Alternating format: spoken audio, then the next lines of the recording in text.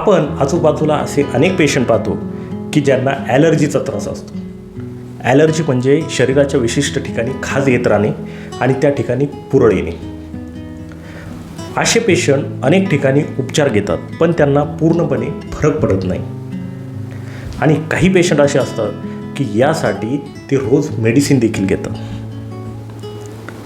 मग तुम्ही कधी विचार केला आहे का की ॲलर्जीचा त्रास हा पूर्णपणे बरा का होत नाही, पुन्हा पुन्हा ॲलर्जी का होत राहते? कारण आपण फक्त सिम्पटमवर काम करतो आणि बऱ्याच वेळा याचे कारण इमोशनल लेवलवर असते. आणि जेव्हा आपण इमोशनल लेवलवर काम करतो तेव्हा बॉडी स्वतः हील व्हायला सुरुवात होते. आज आपण एक अशीच रिअल केस बघणार आहोत ज्यामध्ये त्या व्यक्तीला 1 वर्षापासून ॲलर्जीचा त्रास होता आणि जेव्हा आपण त्याच्या इमोशनल रूट कॉजवर काम केले तेव्हा फक्त 7 दिवसामध्ये त्याचा त्रास कमी व्हायला सुरुवात झाली. नमस्कार, मी डॉक्टर दत्ता जातीर या व्हिडिओमध्ये तुमचे अगदी मनपूर्वक स्वागत करत आहे. एक 35 वर्षाचा तरुण होता आणि त्याला साधारणतः 1 वर्षांपासून शरीरावर कुठेही अचानक खाज यायला सुरुवात व्हायची आणि खाजवल्यानंतर त्या ठिकाणी पुरळपण यायची.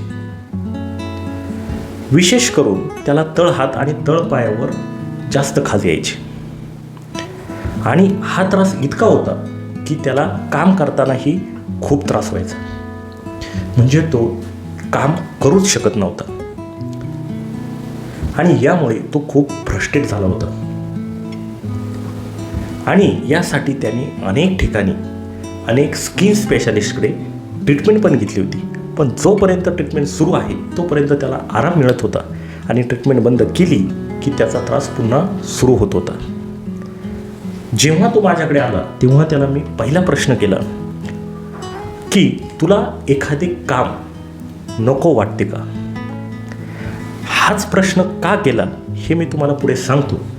पण हा प्रश्न केल्यानंतर त्याने सांगायला सुरुवात केली की तो एका शाळेवर स्कूल बसवर ड्रायव्हर म्हणून काम करत आहे आणि त्याला काही महिन्यांपासून तिथे पगार झाला नव्हता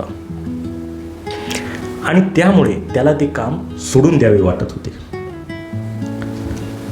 पण त्याचवेळी शाळेमधील काही लोकांनी त्याला त्या ठिकाणी कायमस्वरूपी नोकरी मिळण्याची आशा निर्माण केली आणि या क्षणापासून त्याला हा ॲलर्जीचा त्रास सुरू झाला. आता लक्षपूर्वक ऐका. त्याला खाज कुठे येत होती जास्त? तळहात आणि तळपायावर. तळहात यांचे सिम्बॉलिक मिनिंग काय असतं? तर काम करण्यासाठी उपयोगी. आणि तळपाय यांचं सिम्बॉलिक मिनिंग काय असतं? तर आपल्याला जाणे येण्यासाठी ज्यांची मदत होते आणि शक्यतो जाणे येणे आपलं घर आणि आपली कामाची जागा म्हणजे जिथे आपण परफॉर्मन्स करतो ती जागा. आणि त्याला कामावर जाण्यासाठी नको वाटत होते. पण त्याला जेव्हा आशा निर्माण केली की कायमस्वरूपी तुला नोकरी मिळणार आहे तेव्हा त्याला नाईलाजाने तो तिथे जात होता. आणि म्हणून शरीराने इचिंगच्या स्वरूपामध्ये, प्रतिकात्मक स्वरूपामध्ये हा त्रास दाखवला.